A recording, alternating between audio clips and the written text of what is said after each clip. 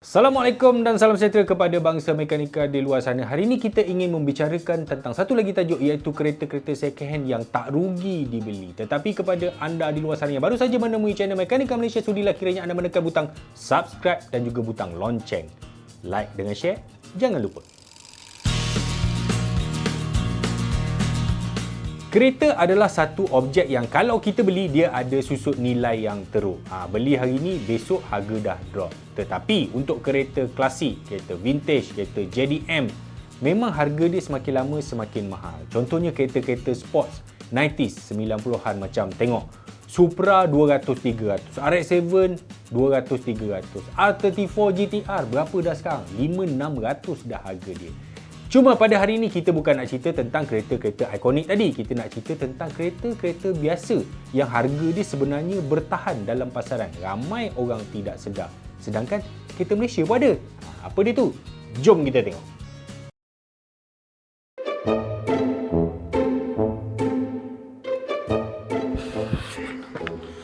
Aduh lah Pak, tak payah pancit lah pula tepi jalan ni Pak. Ya Allah, kau ni tu lah pasal aku dah suruh cek dah tayar kereta ni, kau pemalas lah. Sabar.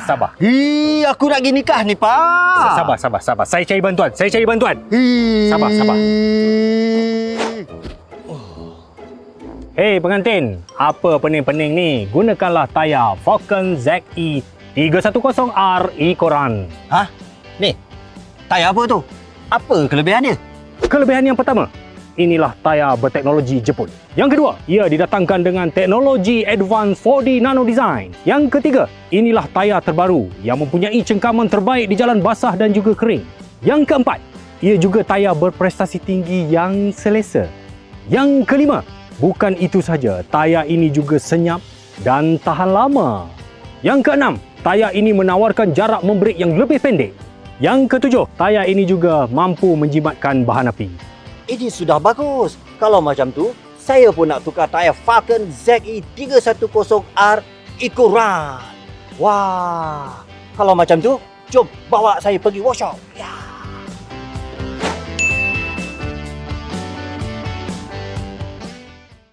Number 1. Yang pertama dalam senarai kita, Perodua Kelisa. Okey, harga asal Perodua Kelisa daripada RM37,000 sehingga RM41,000. Seperti yang kita ketahui, Perodua Kelisa ni dia dibina di atas platform Daihatsu, iaitu Daihatsu Core. Dia ada macam-macam model lah kalau dekat Japan. Cuma dekat Malaysia, dia pilih dua varian enjin, 850 dan juga 1000cc EFI yang juga ada manual dan juga auto. Okey, Kelisa ni sebenarnya secara teknikal dia menggantikan Perodua Kancil. Cumanya Perodua Kancil tu memang kuno sangatlah, 660 carburetor macam tu. Kelisa ni satu kereta yang betul-betul berbeza. Injection 1000cc 3 silinder twin cam kan, memang laku dan juga ini sebuah kereta yang sedap. Sebab apa harga Kelisa ni mahal dan bertahan? Okey, masa dia orang buat Kelisa ni dulu, banyak parts yang dipasang pada Kelisa ni berasal daripada Japan. Banyak part-part import lagi. Jadi, biasalah made in Japan. Tahan lasak, tak banyak ragam. Bayangkan selepas 20 tahun di pasaran, harga Kelisa sekarang, kalau yang elok, bermula mungkin RM15,000, yang ada sampai orang jual RM19,000 pun ada. Itu kereta dah berpuluh tahun tapi market value dia masih ada nilai 50% di situ. Nampak? Untung kan? Number 2. Yang kedua iaitu Proton Arena, sebuah pickup kecil yang menggunakan chassis kereta menjadi sebuah pickup. Kereta ni dihasilkan oleh Proton pada tahun 2002 sehingga 2009 menggunakan enjin 1.5 4G 15P daripada Mitsubishi. Enjin yang memang sangat reliable sehingga ke hari ini. Di Malaysia, dinama dia Proton Arena. Tapi model ini juga dieksport ke Australia, UK dan juga Taiwan dengan nama Proton Jambak. Dan ditakdirkan juga model ekspor tu, model yang dekat overseas tu lebih popular berbanding dekat Malaysia sewaktu dilancarkan. Masa baru dulu harga dia sekitar RM37,000 sehingga RM41,000 bergantung kepada varian lah. Okey, masa dia launch dulu pun kereta ni tak famous mana pun. Cuma lately lah, dalam 3-4 tahun kebelakangan ni tiba-tiba nama Proton Arena naik balik. Dan second hand value dia sekarang berapa? Orang jual RM30,000 ke RM40,000. Bayangkan kalau dulu anda beli pada harga RM40,000 dan kalau condition kereta tu bagus, hari ni jual balik RM40,000.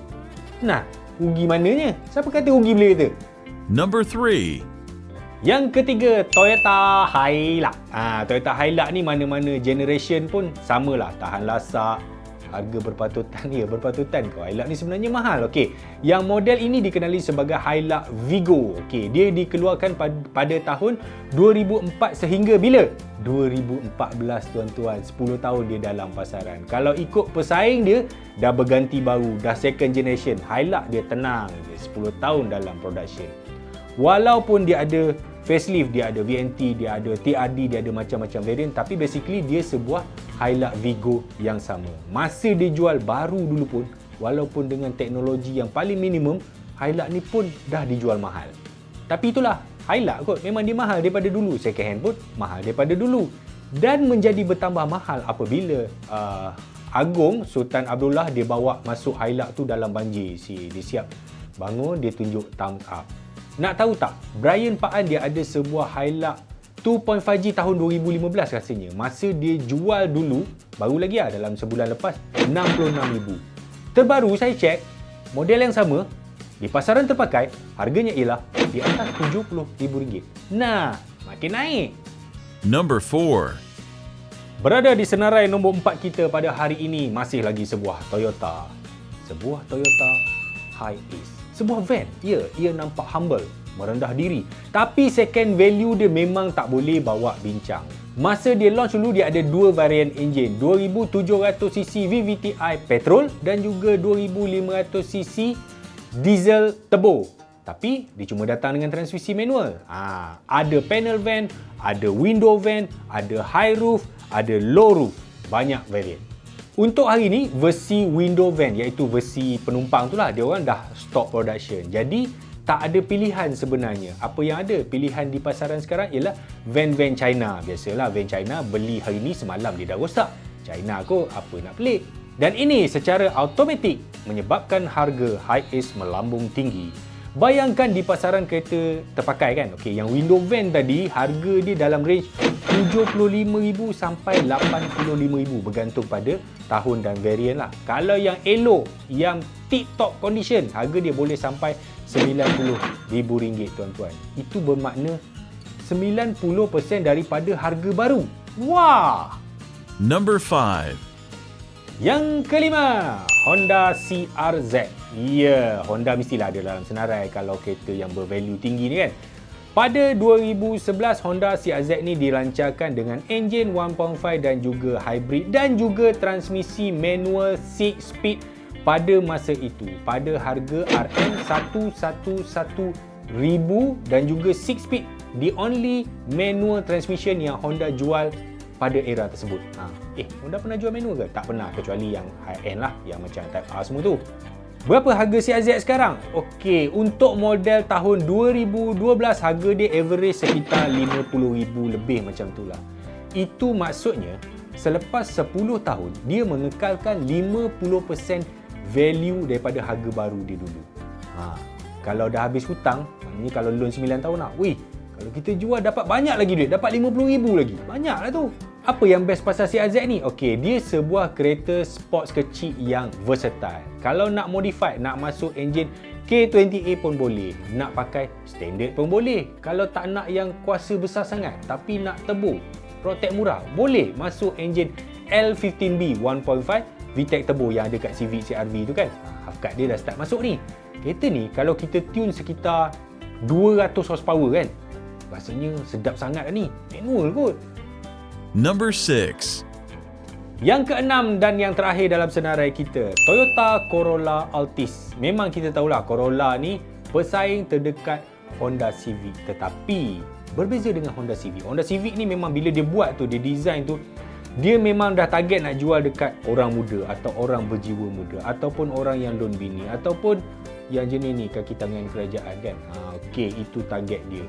Design Altis ni pula lebih konvensional, lebih kepada design selamat, tapi dia evergreen dan juga boring pun ia juga. Pada 2017, Altis ni dijual serendah RM117,000 sehingga RM134,000. pada hari ini untuk model 1.8G tahun 2017 yang mana baru dulu sekitar 120, harga dia tahu tak berapa hari ini? RM80,000. Itu bermaknanya dia memegang sekitar 70% daripada harga barunya selepas 5 tahun di pasaran. Itulah dia Corolla Altis dengan rekaan yang boring, enjin kurang power, gearbox zaman batu. Tapi pakai kereta ni tak pening langsung. Kereta second hand Toyota ni kalau kita nak bawa pukul 2 pagi nak jalan pergi Kuala Kerai ikut Gua Musang dalam hutan tu, tak takut. Don't worry, kereta takkan rosak. Okey, itulah tadi 6 buah kereta yang bernilai tinggi dalam pasaran. Ada lagi. Contohnya Pro 2 Myvi yang Dracula yang baru tu kan.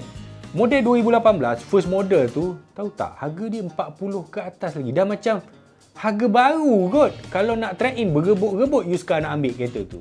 Tahu tak sebab apa? Sebabnya Pro 2 ada masalah production. Myvi tu kalau nak tunggu boleh sampai 4-5 bulan baru dapat kereta. Kalau tengok dekat mudah, dekat Facebook, harga Myvi 2018 ni memang tinggi.